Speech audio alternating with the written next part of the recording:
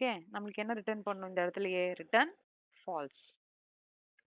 ஏன்னா value match ஆகலைன்னா எனக்கு ஃபால்ஸ் ரிட்டர்ன் பண்ணிடும். ஓகே. ஸோ இந்த லூப் முடியும்போது எனக்கு ஆல்ரெடி எனக்கு எல்லாமே ஹைட்ரேட் ஆகி எனக்கு வேல்யூ நடுவில் எங்கேயாவது ஃபெயில் ஆச்சுன்னா இங்கே எனக்கு ஃபால்ஸ் ரிட்டர்ன் ஆகிடும். இல்லைன்னா எல்லாமே கம்ப்ளீட் ஆகி முடிஞ்சிடும். மேப் ஒன் ஃபுல்லாக ஹைட்ரேட் பாப்புலேட் ஆகிடும். ஸோ நெக்ஸ்ட் மேப் டூவில் பண்ணணும் இல்லையா? ஸோ அதே தான். ஸோ இதே கோட் தான்.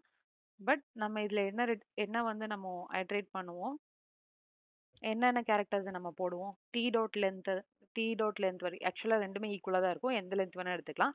பட் ஆனா கேரக்டர் 1 எடுக்கும்போது நம்ம டீல இருந்து எடுக்கணும். டி டாட் கேரட் ஆஃப் ஐ எடுத்துட்டு, சிஹெச் டு வேல் வந்து எஸ் டாட் கேரட் ஆஃப் ஐல இருந்து எடுக்கிறோம். நம்ம என்ன செக் பண்றோம்? மேப் 2 கண்டைன்ஸா இருந்துச்சா? கண்டைன்ஸ் கீ சிஹெச்1 இருக்கு. And map 2 dot get of C H one not equal to C H two வேலா இருந்ததுன்னா ஃபால்ஸ் ரிட்டர்ன் பண்ணும். இல்லாட்டினா map 2 dot put C H one C H two val. ஓகேவா? ஸோ இப்படி பண்ணும்போது எனக்கு செகண்ட் மேப்பு எல்லாமே வந்து பாப்புலேட் ஆகிடும்.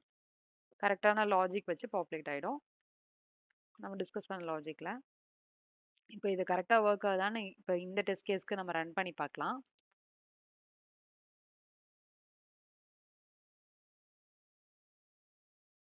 எனக்கு வந்து ட்ரூ ட்ரூ ஃபால்ஸ் ஃபால்ஸ் வரணும்.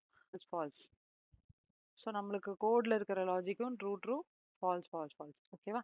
ஸோ எனக்கு கரெக்டாக இந்த லாஜிக் ஒர்க் ஆகுது. ஸோ இந்த கோடு வந்து நம்ம அப்படியே